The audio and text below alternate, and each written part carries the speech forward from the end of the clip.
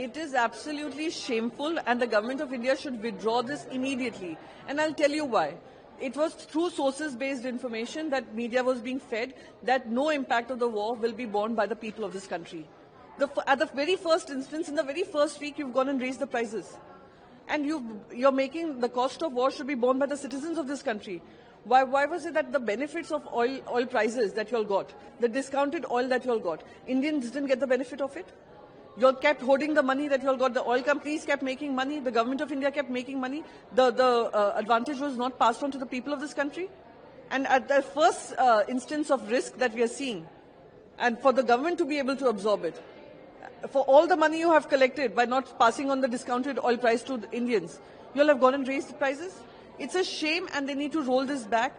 The cost of the war won't be borne by the people of this country. It is for the government of India, which has been not just the taxpayers' money, but also not passing off the benefits of the cheap oil that they purchased over the years, made profit out of. They cannot have the citizens of this country pay for it. There's a debate going on the language used by the US official when it comes to giving exemption to India for buying US oil, that is to allow. The word was used allow.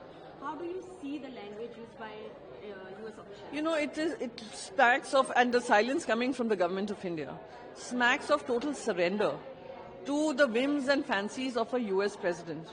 US president first, the trade that was going on between India and the United States was a healthy trade.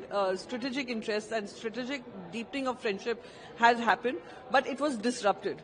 From a 3% tariff, it moved to 55% tariff, to now an 18% tariff, and BJP is trying to tell us that it's a success story.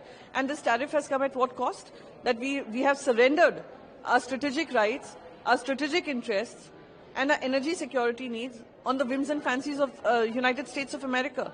And the language is exactly that.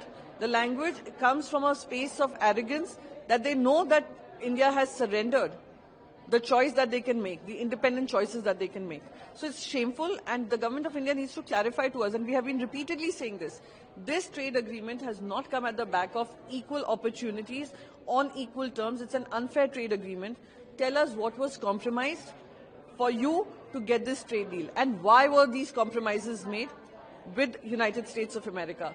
There's nobody to tell us where we buy oil from, at what price we buy it, who we buy it from. This is not something that comes in US's domain.